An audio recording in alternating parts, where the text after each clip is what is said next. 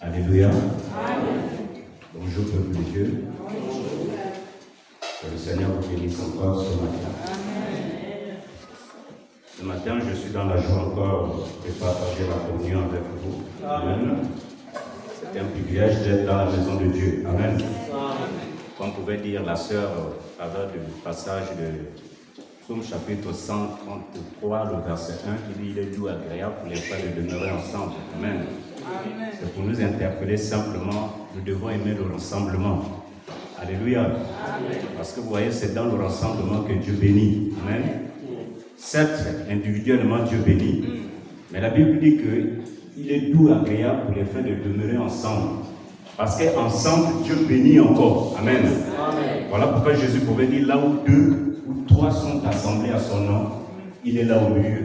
Amen. Amen. C'est pour lui dire simplement, aimer ensemble. Alléluia. Amen. Ce n'est pas mon message ce matin. Ce matin, je voulais partager la parole de Dieu avec vous sur le thème le bilan 2025. Amen. Le thème de mon message, c'est le bilan 2025. Amen. Amen. Nous savons tous qu'est-ce que c'est un bilan. Amen. Amen. Qu'est-ce que c'est un bilan?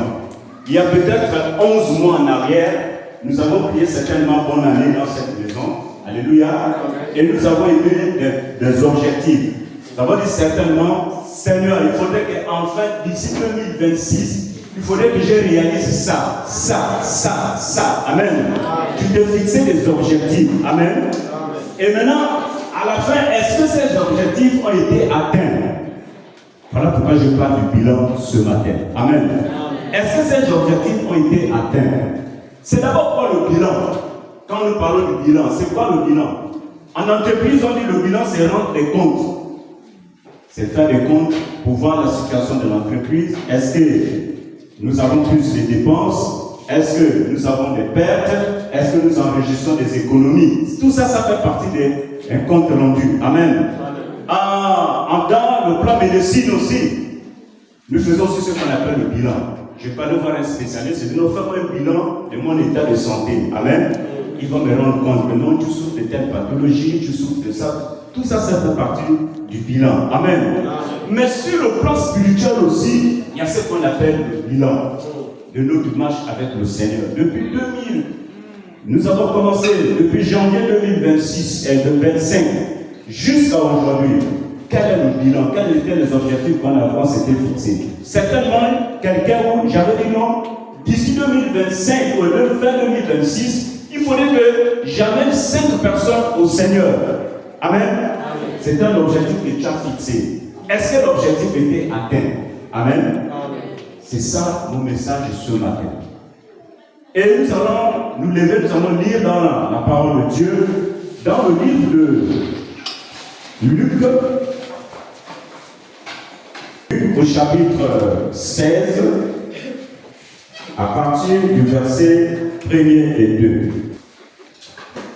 Excusez-moi. Au chapitre 16, de son premier verset jusqu'au verset 2. Dit aussi à ses disciples, un homme riche avait un économe à qui il fut donné comme dispensation de ses biens. Alléluia. Il l'appela et lui dit, qu'est-ce que j'entends dire de toi?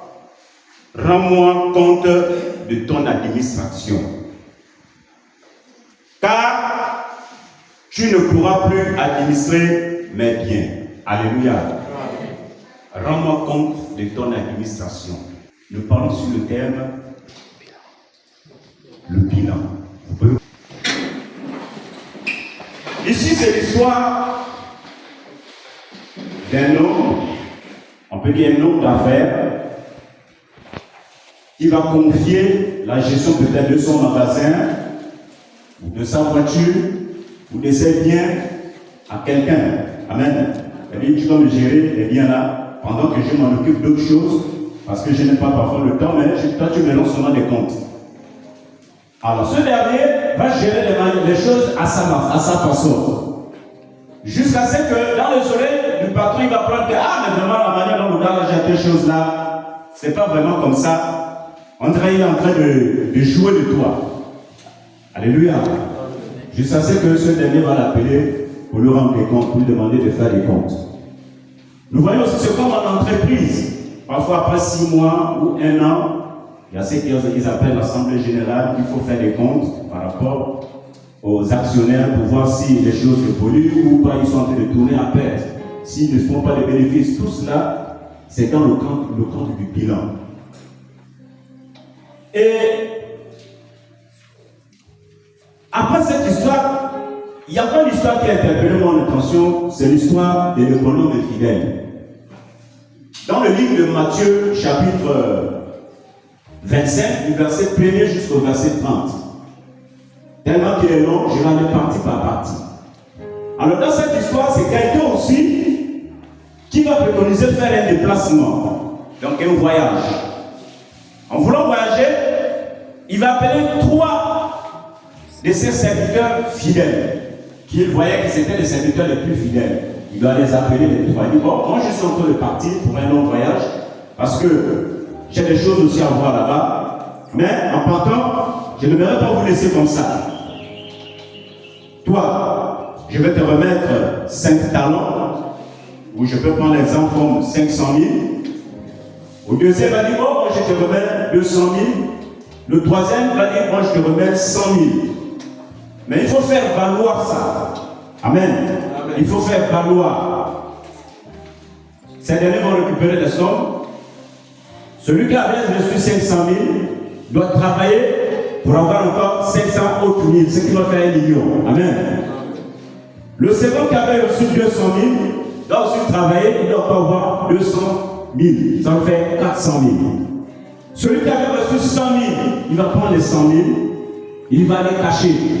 Parce qu'il connaissait la rigueur du chef. Il dit, ah, si je m'engage dans une affaire, que ça tourne en mal, je ne fais pas de bénéfices, le patron risquerait de me sanctionner. Pour ne pas avoir de problème avec lui, je préfère garder son argent à un endroit sûr. Amen. Comme ça, le jour qu'il arrive, moi je lui remets son argent. Mais pourtant, le patron, en partant, dit, il faut faire valoir ça. Amen. Mais ce dernier, il avait gardé. Quand le patron est arrivé, alléluia, quand le patron est arrivé, dans le verset 26 à 25, vous allez voir là-bas, le patron va les appeler pour qu'ils leur rendent compte. Celui qui avait reçu 500 000 va dire, ah, patron, tu m'as donné 500 000, mais derrière, quand j'ai encore travaillé, j'ai eu 500 000. Ça te fait 1 million. Il va lui féliciter. Amen.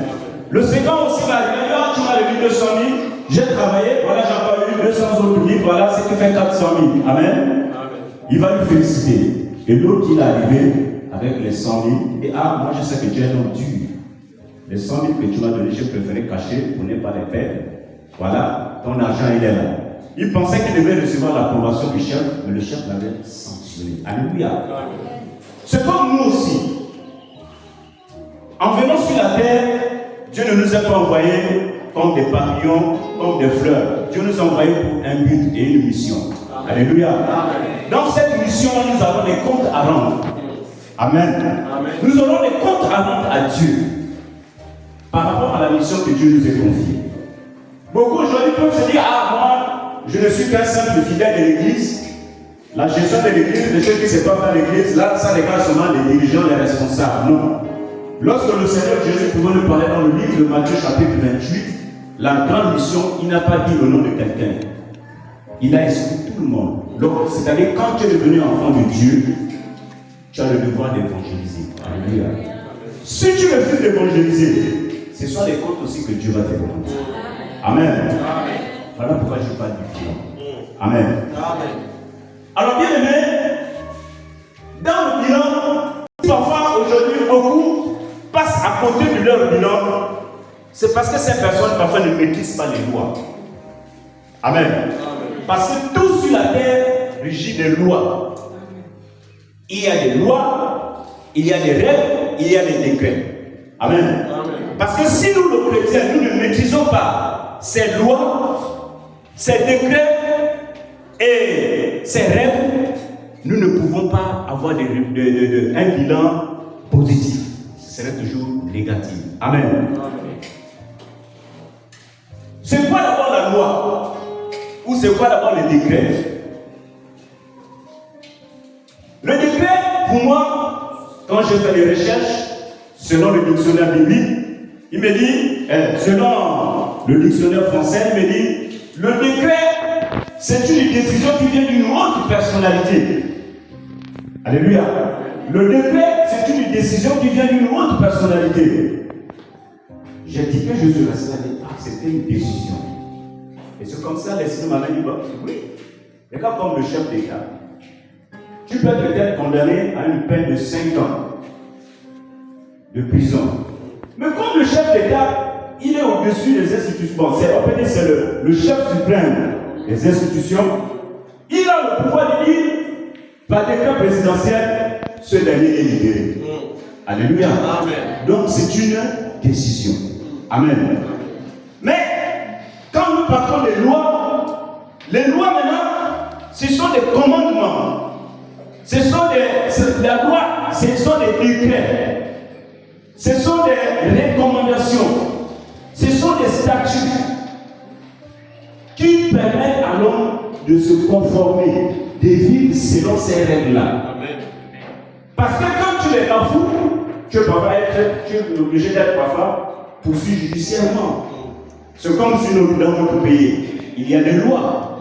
Tu sais que si tu voles, tu dois aller en prison. Alléluia. Si la loi a décrété, le décret dit peut-être c'est 6 mois d'emprisonnement avec une amende de 100 000 supposants. La loi elle est là. Amen. Il ne faut pas la changer. C'est ce que Dieu a dit. Dans le livre de Genèse chapitre 2, vous voyez l'histoire à la création de l'homme. Dieu va dire à Adam, voici, je te permets de manger tous les arbres qui sont dans le jardin. Mais celui-ci, tu ne toucheras pas. Parce que le jour que tu vas manger, tu vas mourir. Alléluia. La loi et le décret se trouvent dans ce passage.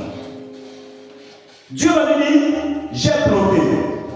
Je te donne le commandement de ne pas toucher ce arbre. Alléluia. Là, il y a maintenant une loi que tu as établie. La loi, ce n'est pas de ne pas toucher à ce arbre-là. Il dit, tu peux toucher les autres. Mais là-bas, tu ne touches pas. Là, il lui a donné la loi. Amen. Alors maintenant, le décret, c'était quoi? Si Adam n'obéissait pas, quel était le décret? Il devait mourir. Amen. C'était ça la parole que Dieu avait prononcée. Quelqu'un m'avait posé la question, mais bien aimé mon frère, pourquoi Dieu avait tué Adam? Je lui ai dit non, Dieu n'a pas tué Adam. Dieu n'avait pas tué Adam. C'est Adam qui a cherché à mourir lui-même. Alléluia. Dieu n'a pas tué Adam. Dieu a dit, il avait bien précisé que le jour que tu vas toucher, parce que moi j'ai parlé, si tu touches, tu vas mourir. Tant de fois que tu resteras sans toucher ça, tu ne pourrais jamais mourir. Alléluia. Amen. Mais si tu touches, tu en mourras. Amen. C'est comme le chrétien. Il y a des choses que Dieu nous a interdites. Et il y a des choses que Dieu nous permet. La Bible dit que tout est utile, mais tout n'édifie pas. Alléluia. Amen. Et tout ce que le Seigneur a mis, c'est pour notre bien. Mais il y a ce qui instruit, il y a ce qui détruit. Amen. Alors quand Dieu va dire à Adam que ne touche pas, le jour que tu vas toucher, tu vas mourir. C'est comme toi le chrétien. Dieu t'a donné des instructions par rapport à l'année que tu avais prédit. Je voulais ça, je vais faire cette année, je vais réaliser ça, je vais réaliser ça, je vais réaliser ça. Aujourd'hui, nous sommes déjà au 11e mois. Certainement, tu vas dire, Seigneur, moi, d'ici 2026, il faudrait que, 2025, il faudrait que je puisse, puisque j'avais déjà commencé les fondements de ma maison, il faut que je tourne ma maison, il faut que je me marie à la tradition et à l'état civil. Tout ça, ce sont des objectifs que tu t'es fixés. C'est un exemple que je prends. Et voilà comme ça, fin 2025 arrive, voilà 2026. Dans le mariage, tu t'es seulement marié à la coutume. Est-ce que tu penses que tu as atteint l'objectif? Alléluia. À la maison que tu as voulu bâtir, tu as pu monter jusqu'au linteau, tu as seulement fait la charpente, mais il n'y a pas de toiture. Je crois que tu as un bilan positif. Parce que le Seigneur nous interpelle. Avec le Seigneur, nous devons aller de gloire en gloire.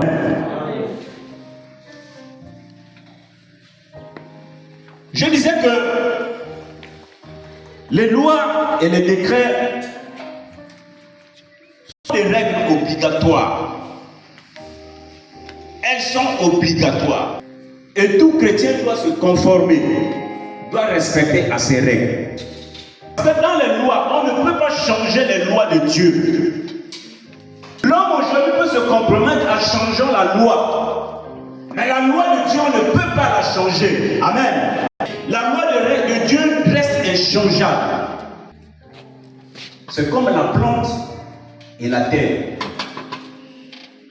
C'est une loi. Dieu a dit, la plante pour pousser, il faut la mettre là et à la terre. Amen. Si je prends le grain de maïs, même si je suis le meilleur intercesseur, je prends le grain de maïs ou pas le grain de l'oseille qui pousse sauvagement, je vais mettre sur le carreau. Même si je jeûne, je prie pendant 20 ans, je vais pousser. Alléluia. Parce que sa loi n'est pas reliée au carreau. Amen. Sa loi c'est la terre. Amen. Si je prends le poisson, je lui sors de l'eau, ce poisson-là va mourir. Sa loi, ce n'est pas vivre en plein air, il doit vivre dans l'eau. Amen. C'est comme le chrétien. Il y a des terrains que le chrétien doit vivre. Si tu sors de ce contexte, malgré que tu peux être physiquement vivant, mais devant Dieu, tu es un mort. Alléluia. Parce que tu es sorti du contexte. Amen. Tu es sorti du contexte. Bien aimé. Voilà pourquoi nous devons faire très attention aux lois de Dieu et aux décrets. Beaucoup aujourd'hui parlent du succès, la réussite. Moi, je n'aime jamais trop en prédication, je n'aime pas trop le mot richesse, succès là. Parce que parfois les gens se disent, bon, ça excite les gens pour faire beaucoup de choses, quoi. Mais à cause du contexte, je veux passer là-bas. Nous parlons du succès ou la réussite. Un jour, un enfant était venu se voir sa maman. Il revenait de l'école, ils avaient eu un devoir. Et sur le devoir, il avait eu la plus grande note. Alléluia. Il avait eu 48 de moyenne. Devant tout le monde, donc il était le seul qui avait eu la moyenne, la plus grande note. Il vient voir sa mère, pensant que sa maman devait lui donner des éloges. Il dit à maman, voilà, j'ai travaillé, voilà, je suis le seul dans la classe qui a eu 48. La maman lui dit, tu as eu 48, oui. Et les autres ont eu moins de 48.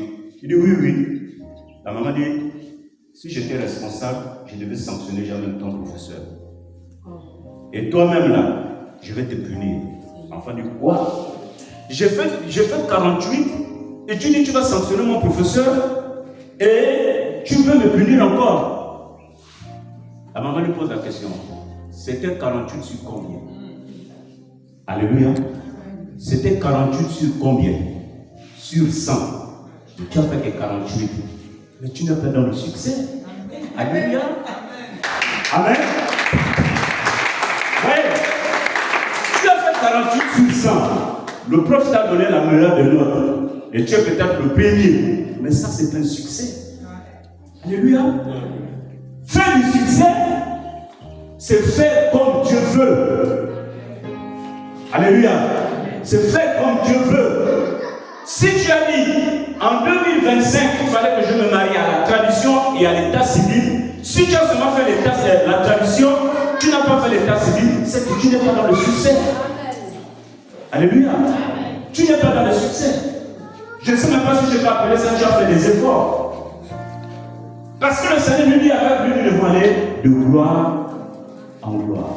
Amen. Parce que notre Dieu, c'est pas un Dieu de la médiocrité, c'est un Dieu de l'excellence. Amen. Je me souviens de ma fille une fois, en ce moment elle est déjà à l'université, elle est en classe de 4e. Pendant la période scolaire, c'est comme ça, elle tombe malade, le 2e trimestre, elle tombe malade. Donc elle fait pratiquement 1 mois à la maison, mais elle avait le bon de sortir du lycée. Elle fait presque 1 mois à la maison. Elle l'assise. Elle suivait les soins.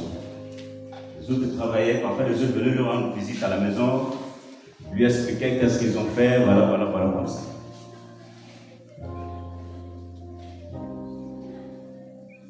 À la remise des résultats du 2e trimestre, elle arrive pendant que tout était déjà classé. Amen. Elle arrive pendant que tout était classé. Quand elle vient, elle présente son carnet de santé, là où elle était à l'hôpital, tout ce qu'elle a passé. Elle a dit, bon, tu fais comment? On va te faire composer. On va t'évaluer. Parce que tout était déjà classé. Elle dit, il n'y a pas de problème, je vais travailler. Donc, tous les profs qui venaient lui faire les interros, lui faisaient ça au tableau. Tout se passait là. Donc, tout le monde voyait ses notes. Avant qu'elle arrive, tout était classé là-bas. Donc, il y avait déjà celui qui était déjà le premier du 2e trimestre, c'était déjà classé. Elle était en classe de 4e. Et elle vient, elle fait tout là au tableau. Le prof de sciences, il arrive, il fait pour lui, elle est là, elle trouve ça moyen. Celui de l'économie vient, il fait. Donc tout était classé. Quand ils se sont revenus, celui qui était le premier là, il est devenu le 2e. Alléluia. Amen. Donc elle est devenue première. Et lui, elle est devenue 2e. Quand elle arrive à la maison de papa, j'ai fait des efforts. Il lui dit, comment? Il dit, non, tu n'as pas fait des efforts. Tu as fait l'excellence. Et c'est ça que je voulais de toi. Amen. Amen. Amen. Est-ce qu'aujourd'hui on peut encore trouver des enfants de Dieu comme ça? Je veux m'adresser aux élèves. Un jour, Isaac pouvait dire à son fils Jacob, lorsque Jacob avait touché la bénédiction de son frère, Dieu va lui dire, mais les mains que je suis en train de toucher là, ce sont les mains d'Ésaü. Amen. Amen. Mais la voix que je suis en train d'écouter là, c'est la voix de Jacob. Amen. Jacob, il était quoi? C'était un berger. Hein? C'est ça le papa. Donc le berger, on voit que c'est le ministère. On peut dire que c'était comme un pasteur, un évangéliste. Amen. Mais son grand frère, il était quoi? C'était un chasseur. Son travail avait une nécessité quoi? La force. Amen. Amen. Je m'adresse aux élèves. Si vous avez des oreilles, vous allez écouter ma pensée.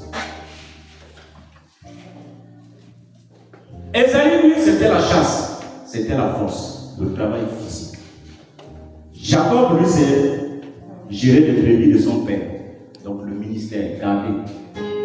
Et quand Isaac dit, les mains que je touche, ce sont les mains d'Ésaü. La voix que j'entends, c'est la voix de Jacob. C'est pour te dire, il faut connaître et mélanger l'école et le ministère. Amen. L'élève qui dit, même si je suis le chantre, je suis l'intercesseur, je suis comme ça dans l'église. Si on m'a donné peut-être l'interro à faire, j'ai privilégié l'église. Parce que le Saint-Esprit va étudier pour moi, j'aurai l'échec. Amen. Tu ne gagneras jamais. Amen. Et c'est à partir de là que les parents vont même mettre l'église devant. Alléluia. Parce que toi, tu dois travailler pour le Seigneur, tu dois aussi travailler physiquement pour toi. C'est maintenant quand tu ne comprends pas la leçon, c'est là que tu appelles l'aide du Saint-Esprit. C'est là maintenant que le Saint-Esprit intervient. Alléluia. Amen. Je suis en train de parler aux élèves. Amen. Mais si tu dis, je laisse mon cahier là, je cours d'abord aux répétitions, le soir quand je rentre, je viens, je mange, je dors, demain j'ai exposé, et je vais demander maintenant à Saint-Esprit vraiment, tu as dit que si quelqu'un manque de sagesse, il demande, il ne t'aidera jamais. Parce que je t'ai bien dit que tout régit des lois, il faut respecter ces lois. Voilà pourquoi Jésus pouvait dire dans l'un des passages que je vous ai donné les clés. Amen.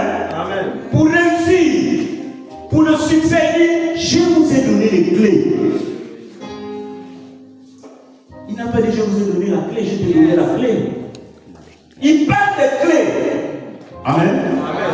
Donc il faut connaître seulement utiliser la bonne clé pour le problème là. Amen. Si tu ne connais pas utiliser la clé, mais tu vas tourner à l'eau. Alléluia. Est-ce que je parle à quelqu'un? Il faut connaître les clés. Voilà pourquoi la fin dit, quand tu connais ces clés-là, tout ce que tu vas demander au ciel, ça va s'accomplir. Tout ce que tu vas demander à la terre, ça va s'accomplir. Parce que tu maîtrises les clés. Alléluia. Amen. On peut fermer l'église là. C'est auparavant, avant qu'on avait les petites clés, on appelle ça les clés. Nous, en bâtiment, on appelle ça les clés, c'est en célène. C'est comme des petites pointes comme ça qu'on tourne. On pouvait parfaitement la limer et puis ça devient une clé passe-partout. Je ne sais pas si vous connaissez la clé là. On l'utilise plus dans les douches. Actuellement, c'est dans les douches, dans les chambres qu'on utilise ces genres de clés là. Mais aujourd'hui, on a changé, c'est déjà les machettes auparavant. Ces clés là, si on fermait là, si on avait la clé là, quelqu'un peut venir l'ouvrir. Je me souviens, à l'époque, papa, il avait un armoire qui gardait ces choses à l'intérieur. Mais chaque fois qu'on venait soutirer les choses là-bas, il ne connaissait pas. On faisait comment? On n'avait pas la clé passe-partout, maman. Vous voyez, sur les meubles aujourd'hui, les charnières, il y a les petites pointes qu'on rentre comme ça. Amen. Donc quand tu arrives, tu as besoin peut-être de livres ou tu as besoin de quelques jetons, tu sais que ça est là-dedans, mais lui il a la clé. Mais moi j'ai la formule comment ouvrir. Alléluia. Dès que je viens, je prends une autre pointe, je fais passer en bas, clac, ça monte, je tire, j'enlève, je prends ce que je me sers comme je veux, après je le fais, je mets les pointes. Amen. Je remets comme c'était. Mais quand il arrive, il vient, il ouvre, il se rend compte, les choses diminuent. Mais c'est lui qui a la clé. Alléluia. C'est lui-même qui a la clé. Mais il va accuser qui? Il accuse lui-même. Certainement, j'ai pris ça quand j'étais bourré, donc je ne me souviens plus. Amen. Il y avait un plus intelligent qui passait. Amen. C'est qu'il y a fait 15 jours. Le plus petit, il arrive, il est directeur d'école actuellement, il arrive, il veut aussi faire la même formule. Quand il tape, voilà, papa sort. Donc tout est ouvert. Il dit, comment tu as ouvert là? Il dit, papa, c'est toi qui as laissé ça ouvert. J'ai laissé ça ouvert comment? Il dit, oui, c'est toi qui as laissé ouvert. Mais j'ai la clé avec moi. J'ai laissé ça ouvert encore. Mais ça fait depuis un temps que je n'ai pas ouvert ici. Là. Je connais à quel moment je cours souvent ici. Quand il veut il regarde, il n'y a plus les points. Donc j'ai peur des choses, ce moment-là, ils enlèvent. Amen. Parce que ce n'était pas le clé, ce n'était pas beaucoup de clés, mais c'était son Jésus. Amen. Mais avec le Seigneur, Jésus-Christ dit, je vous ai donné les clés. Si dans le bilan que tu as fait, pour 2025, jusqu'alors là, tu as comme l'impression que tu tournes en échec, c'est parce que tu n'arrives pas à utiliser la bonne clé. Alléluia. Amen. C'est parce que tu n'arrives pas à utiliser la bonne clé. Il a dit tout ce que tu vas lier sur la terre. Donc tout ce que tu vas demander, quand tu maîtrises les clés, il va donner.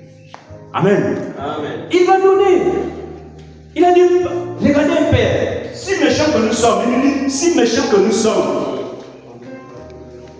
quand l'enfant nous demande, on connaît donner. Mais lui le père, donc on va demander, il va nous donner le serpent à la place. Alléluia. Non, c'est parce que nous n'arrivons pas à maîtriser les clés. Voilà pourquoi le succès devient difficile pour nous. Parce que nous n'arrivons pas à maîtriser les clés.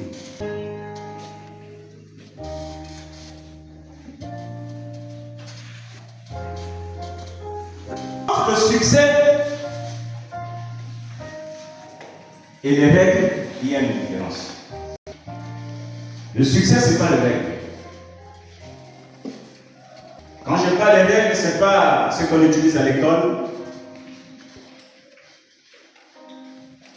sont des décrets, je peux dire ça. Il y a une différence entre le succès et le rêve. Et le succès, c'est simplement faire comme à la demande de la nature initiale.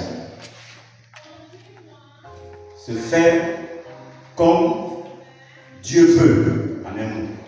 C'est ça le succès. Se faire comme Dieu veut. Mais maintenant, pour faire comme Dieu veut, on peut dire qu'il y a des règles. Amen. Amen. C'est comme un athlète ou un joueur de football. Pour être un joueur de football performant, il y a des règles à suivre. Il ne faut pas boire beaucoup de vin, il ne faut pas faire ça, il ne faut pas faire ça. Ce sont des règles qui te permettent d'arriver à l'excellence. Quand tu as ces règles-là, tu ne peux pas avoir les problèmes. Alléluia. Pour être un bon athlète aussi, les recommandations. Tu veux être un athlète performant, tu sais que tu cours beaucoup, il ne faut pas trop manger de piment, il ne faut pas trop manger des trucs comme il ne faut pas trop consommer l'huile, il faut faire ça. Tout ça, ce sont des règles. C'est comme même en musique, les chants. Pour être un bon chant, il ne faut pas trop aimer des trucs comme la graisse, il faut aimer tout ça. Il ne faut pas faire des trucs un peu gras. On n'est pas beaucoup boire l'eau. Des choses comme ça, ce sont des règles qui peuvent aller à l'excellence. Mais le Seigneur aussi nous dit, si nous voulons arriver, il faut que nous arrivions à suivre ces règles. J'ai un passage dans le livre de l'Ecclésiaste, chapitre 10, le verset 10. Je ne sais pas si quelqu'un peut lire ça. 10, le verset 10. Quand j'ai lu le passage là, je lis la parole de Dieu dans le livre d'Ecclésiaste, chapitre 10, verset 10. Si le fer de la hache est émoussé et qu'on en aiguise par le tranchant, il faudra redoubler de force. Mais la sagesse a l'avantage d'assurer la réussite. Alléluia. Si le fer de la hache n'est pas aiguisé, le tranchant devrait redoubler de force. Mais la sagesse a l'avantage sur le succès. Alléluia. La sagesse a l'avantage sur le succès. Comme il y a les papas ici, c'est bien. C'est vrai qu'on a fait notre période de la bataille. Vous connaissez le bois qu'on appelle le mokala. Amen. C'est un bois qui fait transpirer, non? Je vais expliquer simplement. Il dit maintenant, si tu pars abattre le mokala avec une hache qui n'est pas aiguisée, ça va te demander des forces. Tu vas te épuiser là. Le bois n'avance pas. Ça n'avance pas. Parce que quoi? Tu n'as pas remarqué que la hache n'est pas aiguisée. Amen. Mais quand tu es sage, d'habitude j'ai l'habitude de faire tomber le mokala. Mais lui là c'est quoi? Tu regardes la hache, c'est le fer qui n'est pas aiguisé. Quand tu vas l'aiguiser le fer là, tu le viens abattre, ça va aller assez. Amen. C'est pareil aussi comme le succès.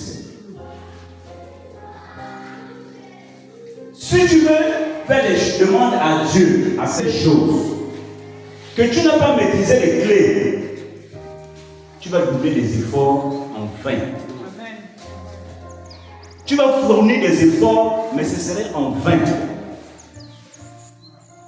Le Seigneur dit, le salaire du péché, c'est la mort. Le Seigneur lui dit que si je n'écoute pas vos prières, c'est parce que vous avez péché. Simplement, c'est ça. Mais tu connais la condition dans laquelle tu es. Mais tu prétends demander le succès à Dieu. Bien aimé. Quoi? Tu veux faire en sorte que Dieu contredise sa parole à cause de toi? Alléluia.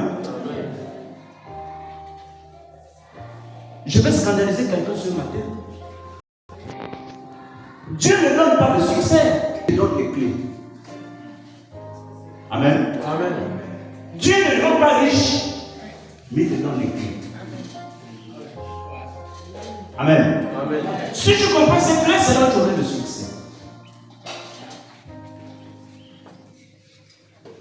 Il a dit quoi, Josué? Josué chapitre 1, le verset 10. Il a dit quoi? Il dit que ce livre-là ne s'éloigne pas de... Médite le jour et nuit. Le jour et la nuit, là, c'est quoi? C'est quand, pendant le bien et pendant le mal, ne te sépare pas de la Bible. Amen. Si tout va bien, il faut que j'aille t'approcher. Si tout va mal, il faut que j'aille être approché à la parole. Amen. C'est alors que tu aurais le succès, c'est là que tu réussiras. Amen. Amen. Bon, maintenant, de vous en moi, essayez de lire cette parole-là, mais dans le sens contraire. Qu'est-ce que ça donne? Josué chapitre 1, le verset 10. Lisez ça maintenant dans le sens contraire. Parce que dans le sens possible, vous avez dit, si tu obéis, qu'est-ce que je dis? Il dit que ce livre de la loi ne s'éloigne point de ta bouche, médite le jour et nuit, c'est alors que tu réussirais, que tu aurais le succès. Parce que tu médites la parole que tu parce que cette parole-là ne s'est point séparée de ta bouche. Bon, maintenant, bien aimé, essaie de lire le passage là, mais dans le sens contraire. Tu vas comprendre comment ça sonne dans tes oreilles. Hein? Josué chapitre 1, le verset 10.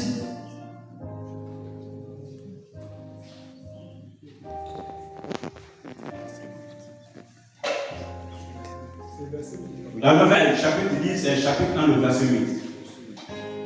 Excusez-moi, je t'aime parler. Il dit le verset 8, il dit bon maintenant, lis ce passage-là dans le sens contraire. Ici, je lis dans le sens normal que ce livre de la loi ne s'éloigne point de ta bouche. Médite le jour et nuit, agis fidèlement selon ce qui est écrit. C'est alors que tu aurais du succès dans tes entreprises. C'est alors que tu réussiras. Amen. Maintenant, dans le sens contraire, ne médite pas ce livre de la loi. Hein? Ne médite pas, que ce livre de la loi, ne médite pas ce livre de la loi. Que ce livre de la loi, ne médite pas ce livre de la loi jour et nuit. Éloigne-le de ta bouche, car c'est ainsi que tu n'auras pas de succès. Alléluia. C'est ainsi que tu ne réussiras pas. Amen. C'est tout.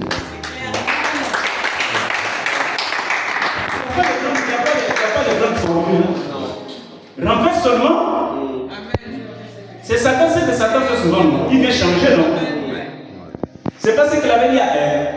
C'est pas ce qu'il avait voulu faire à Jésus. Il voulait seulement changer, non? Change, tu vois ce que ça donne. Oh, les choses ne marchent pas dans ma vie. Je ne comprends pas. Depuis que je prie là, ça n'avance pas. Les hommes de Dieu ont prié pour moi. T'as dit que l'homme de Dieu prie pour ton succès.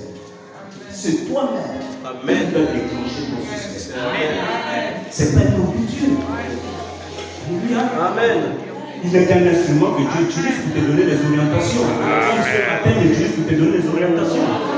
Mais maintenant, ça quand même de te révolter, de dire, ok, moi je dois saisir la clé par rapport à ça. Amen. Amen. Amen. Dans ma famille, il y avait un problème, les gens n'arrivaient pas à atteindre le BPC. Le CEP. Le CEP seulement. C'était compliqué. Tu peux être brillant.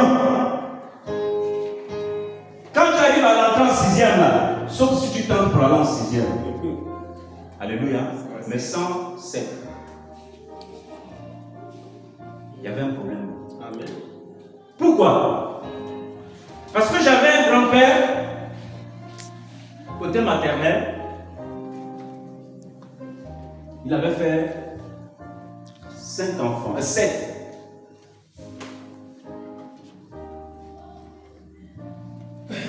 Quatre sont morts. Il restait seulement 3. Donc, non, 3 sont morts, il restait 4. Non, 4 sont morts, ils sont restés 3. Bon, ils sont restés 4 parce qu'il y a les 3 mamans plus l'oncle. Voilà. 3 sont morts. Alors le grand-père, il regarde comme ça. Qu'est-ce qu'il doit faire?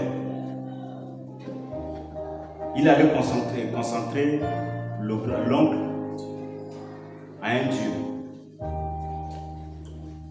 Dans le but de garder la famille. Alléluia.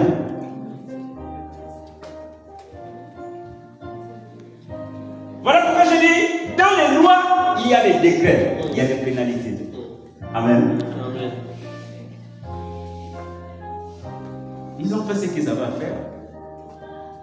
Puisqu'il s'est dit que c'est l'homme qui protège l'homme. De l'autre côté, il y avait beaucoup de choses qui étaient bloquées. De notre côté, ça n'avançait pas. Tu peux faire l'école, tu arrives là, c'est la tête qui cogne. Le bébé, le cerveau, tu le fais. Une prédication comme ce matin, j'écoutais la parole de Dieu. Et l'aîné de ma maman aussi travaillait dans le même ministère que moi. À l'époque, on appelait l'église la vie chrétienne profonde. Il y en a ça même là à Lassouville, en face de l'église d'Alliance chrétienne. L'Alliance chrétienne est plus haut, mais ils sont bas. L'église de la vie chrétienne profonde. Donc il y avait une conférence, ils appellent ça la retraite. Et le message était passé, prison les ponts derrière nous. Je fais ça. Et l'homme de Dieu priait, il priait, il priait. C'est comme ça que la maman dit, le problème qu'on a dans notre famille là, voilà ce que le votre grand-père avait fait, il avait fait ça. Je dis, mais voilà la raison pour laquelle les gens n'avancent pas. Bien aimé, lorsqu'on a commencé à travailler sur ce sujet-là, l'année qui suivait, la petite sœur a eu son entrée en 6e pour les gars. Amen. Amen. Elle est passée. Les autres ont suivi. Les autres ont suivi. Les autres ont suivi. Parce que les choses étaient bloquées. Amen. Amen. Mais quand tu connais les clés, tu décantes la situation. Amen. Amen. Amen. Tu décantes la situation. Tu décantes la situation. Donc le succès n'est pas loin.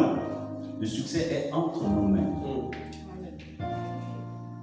Mais demandons seulement au Seigneur de nous aider à connaître la clé. Connaître les clés. Alors quand Dieu dit à Josué que ce livre de la loi ne s'éloigne point de ta bouche, lorsque Dieu lui dit ça, que ce livre de la loi ne s'éloigne point de ta bouche,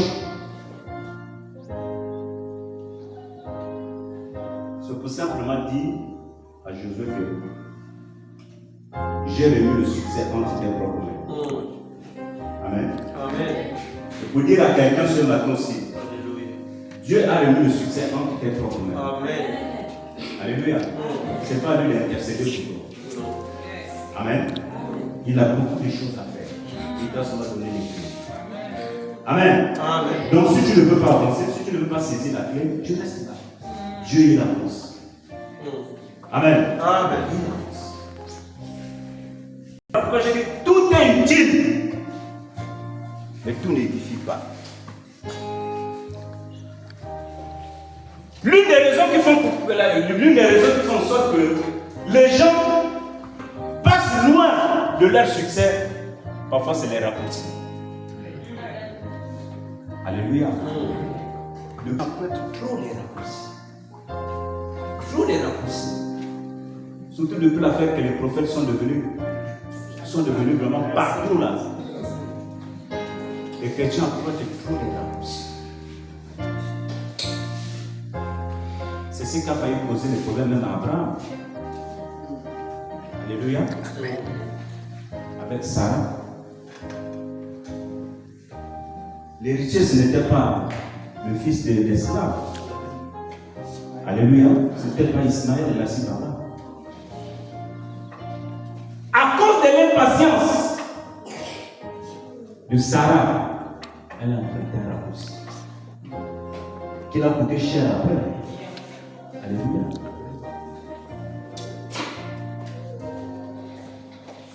Donc tu peux vouloir emprunter le raccourci pour atteindre à tes fins facilement, mais sache que il y a une conséquence qui attend.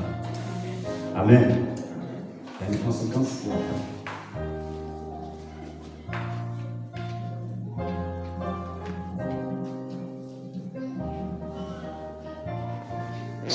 J'ai vu que même son propre esclave a commencé à lui mépriser. Et tu n'es pas femme par rapport à moi. Alléluia. Le mépris a commencé à lui parce qu'elle acceptait de raccourci. Le nous permet d'arriver vite à un point. Même ceux qui maîtrisent mieux vivent plus vite que moi. Les braquages là, c'est Dieu de voir les braquages sur la voie express, hein. C'est plus dans les raccourcis. Alléluia. C'est plus dans les raccourcis. Tu sors au milieu entre les maisons, c'est là pour t'attendre. Parce que tu as les raccourcis. Alléluia. Amen. Arrêtons avec les raccourcis. Arrêtons avec les raccourcis. Le peuple d'Israël a subi un jour par année parce qu'il voulait emprunter les raccourcis. Alléluia. Je sais que j'ai les hommes de Dieu. La sortie de l'Égypte jusqu'à la promis, c'était promis pour 40 jours. Alléluia. Ils ont fait combien d'années? Donc ça veut dire combien de jours par année? Donc, s'ils ont fait 40 ans dans le désert, donc un jour égale à un an. Parce qu'ils ont emprunté quoi? Les raccourcis. Donc nous comprenons que parfois nos problèmes perdus, c'est les raccourcis. Amen. Alléluia. Sortons des raccourcis et nous allons voir que les fonctionner. Sortons simplement des raccourcis. Et nous allons comprendre que nous allons voir que les clés vont fonctionner. Je suis prêt à chuter, comme disait mon père quelque part. Je suis prêt à chuter, c'est-à-dire à finir mon message ce matin. Mais je vais nous inviter à aller dans le livre de Josué, le livre de Jérémie, chapitre 1er. À partir de son premier verset. Après nous allons lire Jérémie, chapitre 29, le verset 11. Et nous commençons par Jérémie chapitre 1er, à partir du verset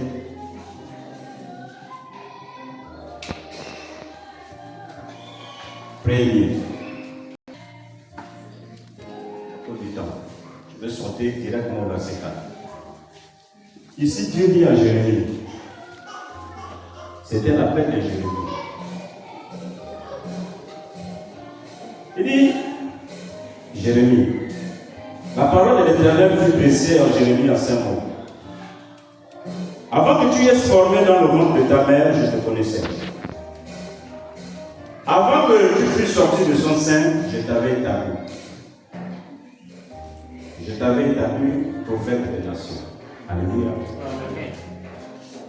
Avant que tu ne sois formé dans le ventre de ta mère, je te connaissais. Dieu connaît la réussite de tout un chacun. Je n'ai pas beaucoup de commentaires à faire dessus. Dieu connaît la réussite de tout un chacun. Amen. Amen. Maintenant, le chapitre 29. Je pense que beaucoup connaissent ce chapitre-là. Parce que même dans les louanges, on l'utilise. C'est quand ce passage-là est lu, beaucoup sautent même. Parce qu'ils voient beaucoup la bénédiction dedans. Mais pour posséder la bénédiction, il faut connaître les clés. Alléluia. Il faut connaître les clés. Il dit quoi? Il dit, car je connais le projet que j'ai fait pour toi. Ou encore, car je connais les projets que j'ai formés pour vous. Alléluia. Amen. Qui parle ici là? C'est Dieu qui parle, non? Il dit, je connais les projets que j'ai formé pour vous.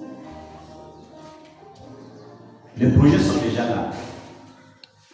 C'est comme quelqu'un qui est spécialiste en comptabilité, il a déjà fait le budget. C'est bon. Cette année-là, on fonctionne avec un budget de temps, parce que les salaires, ce seront comme ça. Il a déjà tout fait, comme eux-mêmes ils connaissent en économie. Il a déjà tout fait. Je connais les projets que j'ai formés pour vous. Dit l'Éternel, projet de paix et non de malheur, afin de vous donner un avenir et l'espérance. Afin de vous donner un avenir et l'espérance. Dites avec moi, avenir, Avenir, espérance. espérance. Alléluia. Amen. Bien-aimé.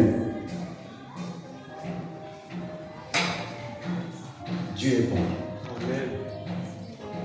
Je vous dis, Dieu, il est bon. Dieu, il est parfait. Comme cette adoration, il est tout pour nous.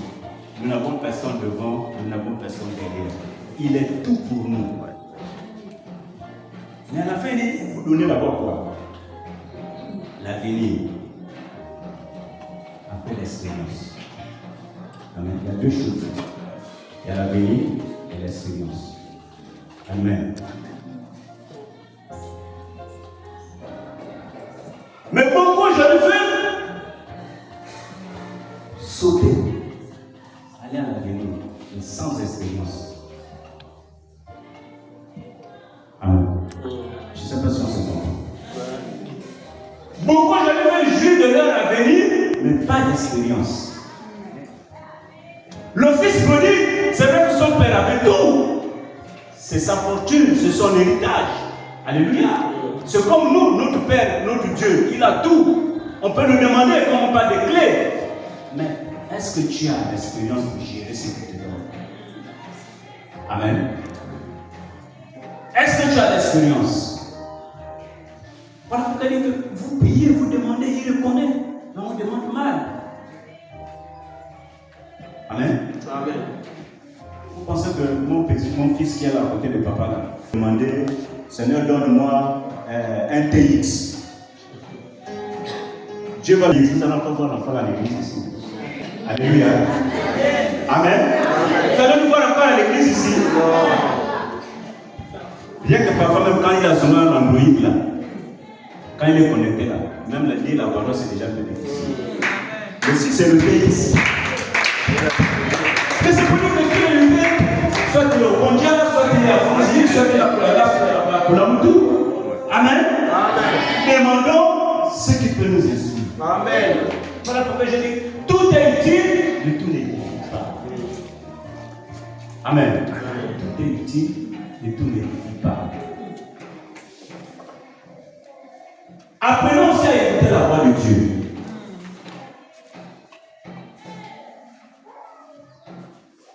Apprenons à écouter la voix de Dieu. Alléluia. Amen. Amen. Un jour, Dieu, il y a une maman qui prie. Oh Seigneur, je veux ouvrir un projet, je veux payer un projet, je veux faire un jour. Le Seigneur regarde l'environnement dans où elle est assise. Il dit, ma fille, j'ai compris. Je sais pas, là, je peux te guérir. Vends les coquettes et les glaces. Alléluia. Vends les coquettes et les glaces. Parce que Dieu maîtrisait l'environnement. Quand elle prie, elle comprend non, glace, coquette. Comment? Mais est-ce que ça, c'est vraiment Dieu qui me parle là? Je demande un projet, il me dit une glace, une glace. 50, 100 francs. C'est ça là, le projet. Non, là. Elle va acheter le téléphone à Dubaï. Parce qu'elle veut gagner gros. Quand elle vient dans son petit kiosque, elle pose vente des téléphones. Les gens sont venus prendre en haut. Comme. Maintenant, pour payer, il faut poursuivre les autres. Alléluia. Amen. Parce qu'elle n'a pas écouté. Alléluia. Amen. Dieu dit, soyons fidèles dans les petites choses. Si Dieu te dit, commence par la glace et les croquettes, il faut t'amener d'agir. Un jour, il te dit, va à la glace à la crème. Tu augmentes, non? Amen. Tu quittes la glace à la crème, peut-être dit non, que maintenant elle est taillée en bouteille. Tu quittes de 100 francs peut-être à 500, 700. Tu ne fais qu'évoluer. Amen. Mais quand l'autre dit, ah, c'est vrai, je veux un projet, je veux un projet, vends les maniocs. Aïe. Tout en année serait au feu. Tout en. Mais si c'est là que Dieu te bénir. Amen. Voilà pourquoi le Seigneur pouvait dire, cieux, prêtez l'oreille. Terre, écoutez. Amen. Cieux, il s'adresse à qui? Ça, c'est pour nous. On n'est pas au ciel là-bas. Il parle aux astres. Mais quand il parle de la terre, c'est nous qui écoutons. Aujourd'hui, le chrétien écoute la voix de Dieu. Hein, papa? Le chrétien aujourd'hui, beaucoup d'écoute. Alléluia. Amen. Il peut être dans l'église, mais il vient seulement entendre la voix de Dieu, mais pas écouter la voix de Dieu. Comment tu vas accéder au succès? J'ai ma tantine à verser peut-être, c'est moi qui dois verser le dernier, sachant que je n'ai pas encore l'argent. Quelqu'un m'a promis que non, à 11h30, je vais te faire le dépôt. Mais quand même, je suis venu à l'église le dimanche. Quand j'ai regardé, il est 10h, il n'y a pas le dépôt. Pendant que le prédicateur est en train de prêcher, mais je suis concentré sur mon téléphone, mais à quel niveau? Est-ce que là, je suis en train d'écouter la voix de Dieu là? Alléluia. Comprenez que c'est nous-mêmes qui nous le faisons pas. Je suis sur mon téléphone, que tu m'as promis là, à quel niveau? Et parfois même quand on dit Amen, tu ne penses pas Amen. Tu ne sais même pas le quoi, mais tu es concentré sur toi. Bien-aimé. Sortons de là, allons de succès en succès, en maîtrisant les clés. La Bible dit, l'obéissance vaut mieux que le sacrifice. Amen. Suivons la voie de Dieu. Et nous allons voir le reste. Pour conclure, je veux nous donner quelques directives qui peuvent nous conduire au succès. Je vais les citer. J'en ai retenu 10. Parce que quand le chrétien, je vais devenir pareil, il attend tout du ciel. Pour accéder au succès, premièrement, il faut être intelligent. Alléluia. Il faut mettre ton intelligence en valeur. Deuxièmement, il faut la motivation. Il faut être motivé sur ce que tu attends de l'Éternel. Troisièmement, il faut connaître, il faut avoir l'imagination. Donc rêver. Je veux ça. Parce que quand tu mets la motivation, l'imagination, tu mets l'intelligence, il faut aussi disposer du temps. Il faut connaître utiliser le temps. Alléluia. Dieu nous a donné 24 heures dans la journée. Les autres réussissent dans les 24 heures. Les autres aussi ratent dans les 24 heures. Il n'y a pas d'autres heures. Il n'y a que les 24 heures. Alléluia. Sauf s'il y a d'autres heures. Amen. Une équipe de football avait des problèmes. Ils allaient toujours d'échec en échec. Ils n'avaient jamais gagné de championnat. Un jour, ils allaient faire un recrutement. C'était pareil. À la fin de la saison, ils se sont retirés, ils avaient un petit repos. Pendant que les autres se reposaient, et ils allaient au gymnase, allaient jouer au ballon, ils continuaient à s'entraîner. Donc, exploiter leur temps vide. Alléluia, à faire quelque chose. Et quand ils sont revenus à la compétition, ils étaient performants. Alléluia, donc disposer du temps. Être courageux. Être courageux pour toi. Je me souviens d'une histoire d'un couple. Le mari avait travaillé, c'était un homme d'affaires, fait ses petites affaires. Il avait reçu une somme d'argent. Il arrive à la maison, il donne à sa femme, il dit, tiens, attrape ton argent à la maison, garde. Quand il part, il revient, non. Si tu gardes ça comme ça, on essaie de tourner alors. Fais tourner l'argent. Crée quelque chose pour faire. Vous savez la réponse que la femme lui a dit. Alléluia. Laisse ça là, ça ne dérange personne. On pourrait faire ça. Si on a besoin de lait, on prend. On a besoin de super gna, on prend. Comme les enfants appellent ça, les fardeaux de Christ, les grands plats, on prend. On dépose. Donc, ça ne fait que du bien. À la fin, ça les est servi quoi? Rien. Est-ce que vous pensez que cette dame-là, elle a le courage pour aller au succès? Non. Amen. Donc, il faut le courage. Il faut la confiance en soi. Il faut être confiant. Il faut avoir des idées. Il faut être travailleur. Il faut travailler comme la fourmi. La fourmi ne galère pas. Alléluia. Elle travaille. Il faut le travail. Il faut la volonté. Quand tu as toutes ces caractéristiques-là en toi, c'est là que tu peux avoir les clés du succès. Alléluia. Que le Seigneur bénisse sa parole. Amen.